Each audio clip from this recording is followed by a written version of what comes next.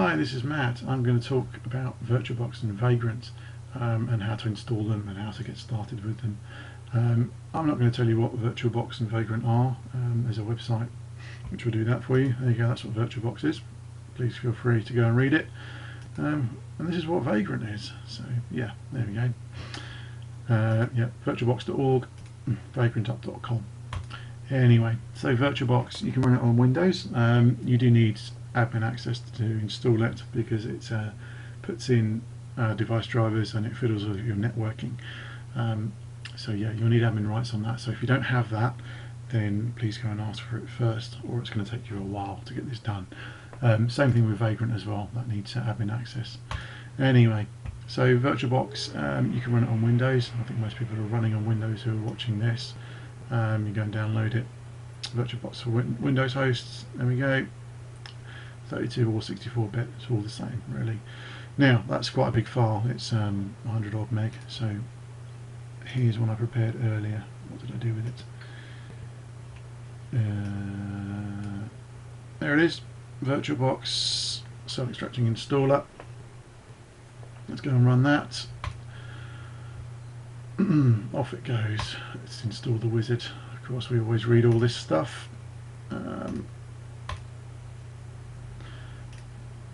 Actually, I should probably just talk through this very briefly. VirtualBox will install more than just itself, more than just the application. It will install some USB support and networking stuff, which is why it needs admin access. And it will disconnect you from the network briefly. Off it goes. Boom. So VirtualBox has been around since 2007. It's a great way of running different operating systems in your host operating system. It means that if you want to try something out, or if you want to run a development environment that's close to what a production environment looks like, you can use VirtualBox, because you can go and install Linux inside VirtualBox, or FreeBSD, or Solaris, or anything really. Here we go. It's trying to install some drivers. This is why you need admin access. So let's let it do that there. It's going to take a few more minutes. So this is owned by Oracle at the moment. They bought whichever company it was who wrote VirtualBox a few years ago. Can't remember. So we're nearly done.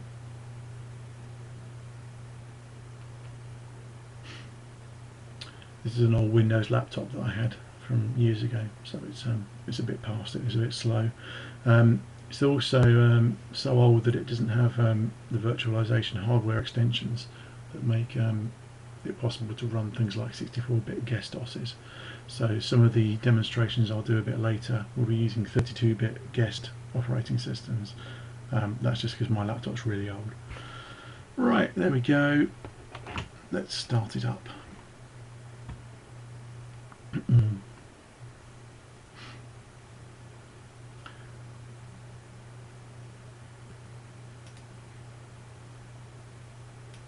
Here we go, there's VirtualBox, and you can see a leftover of a previous installation of this. Let's get rid of that. There we go. Right, so VirtualBox, it's fairly self-explanatory to create a new machine. Click New and tell it what you want to install. Let's have a CentOS box.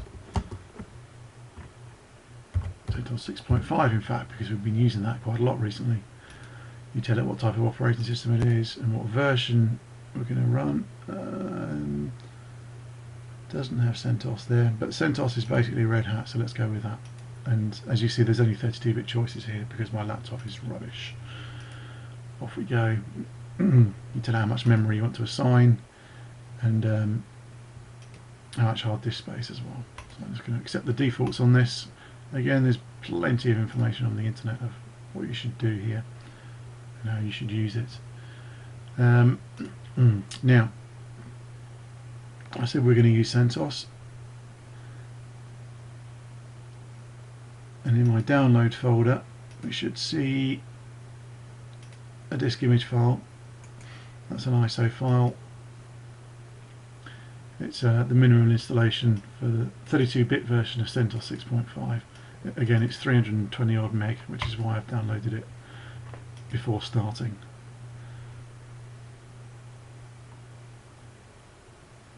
So in here I was going to attach that image to the virtual machine. If I can remember how to do this.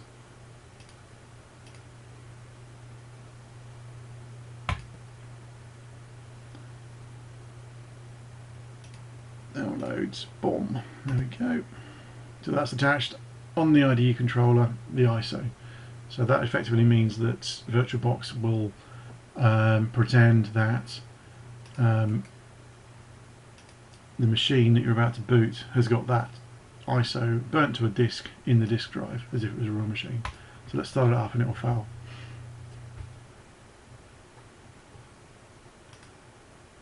No, it's worked. Good. Cool. So there we go. This is the CentOS installer. So if you had a physical machine and you put the this CD-ROM for CentOS into that machine, turned it on, this is what you'd see. So VirtualBox, it's effectively a real machine inside your host machine. So it lets you choose how to use the mouse. Basically, when you click inside the box, inside the VirtualBox here, your mouse is now kind of hijacked by the local machine, and so you have to press the right control key. Is the example which you see at the bottom right hand side of the screen to break out of that. Otherwise, you get stuck in your virtual machine forever with your mouse. Anyway, off we go. Let's install that.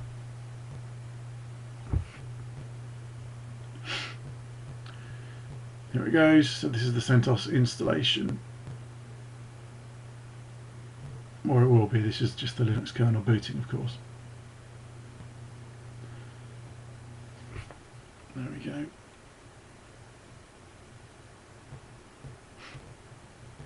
Mouse pointer integration, which it's talking about here, that's when you're running something like Windows inside Windows. You can make the mouse do sensible things. It doesn't really apply when we're using a text-based installer like this. So let's just get rid of that. Skip the media test. We don't really need to do that. I'm just going to install CentOS really quickly here.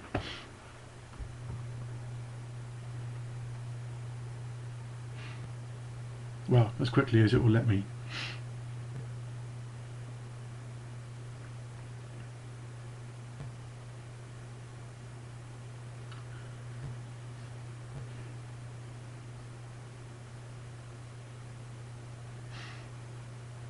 Welcome to CentOS. Beautiful, isn't it?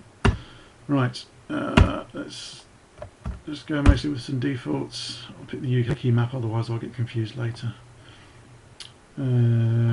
Right, so it's a bit stuck because it doesn't understand my drive. You do this, take a bit more time to step through it. It's interesting to see what it's actually doing. System clock, oh my goodness. There's the page down key. Europe, London, that was lucky. Okay, off we go. Root passwords.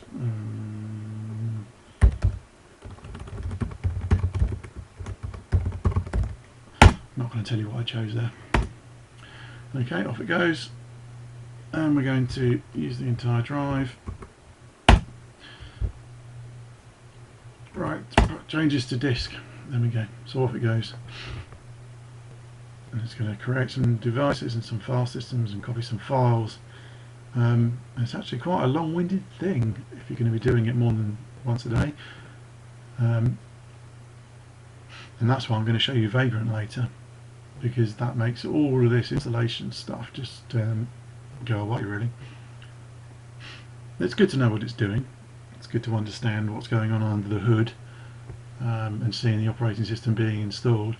But once you've seen it once, you've kind of seen it enough.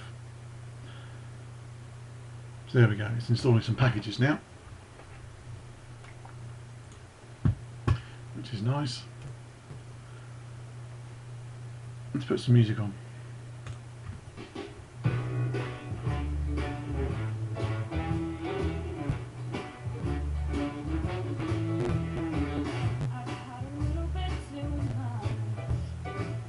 All of the people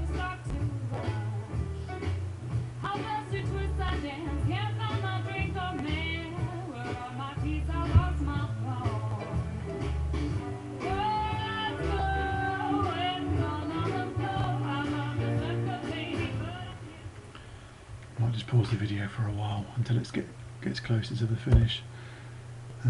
Click, there we go, pause, and we're back. And quite some time later, this CentOS package installation has almost finished.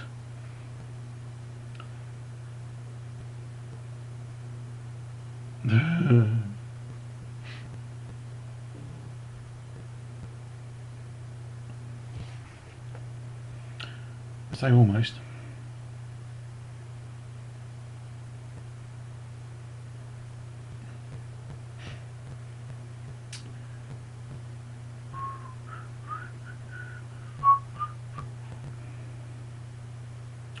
Doobie-doobie-doo, shooby-doobie-doobie-doo, bida-bada-bida-bada-bow.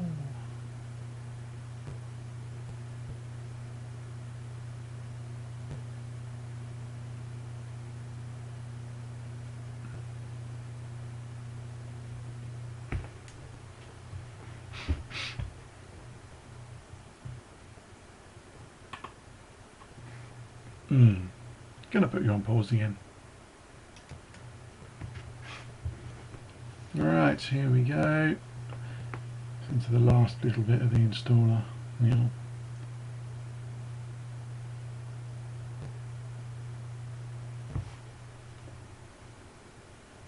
Hooray! Your CentOS installation is complete.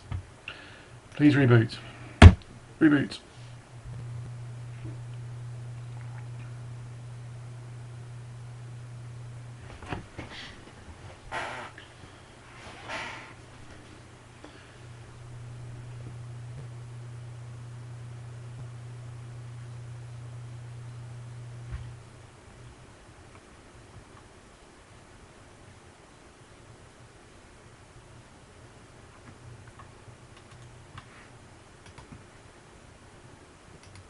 Right, and now it's going to boot up my nice, fresh, new CentOS virtual machine.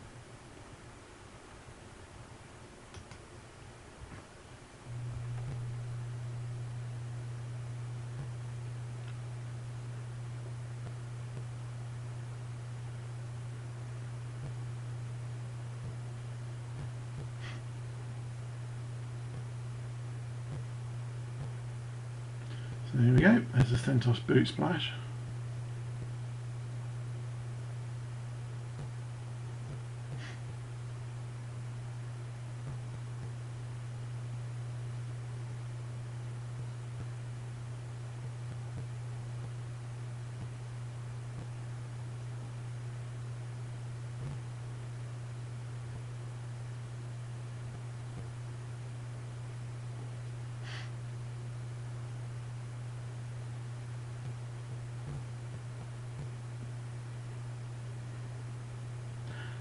And there we go.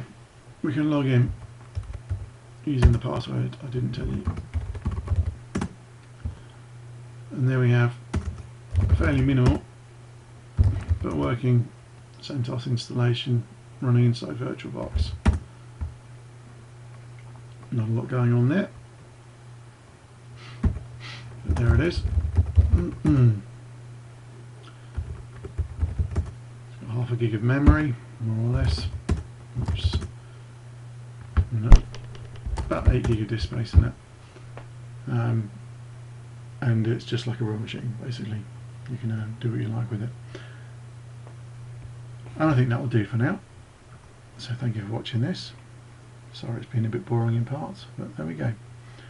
Hope you've learnt something about VirtualBox. Next one I will do will be about Vagrant, where all those bits where we were waiting for the operating system to install and clicking on OK quite a lot and selecting defaults, where all that stuff goes away. Can't wait for that one. Bye!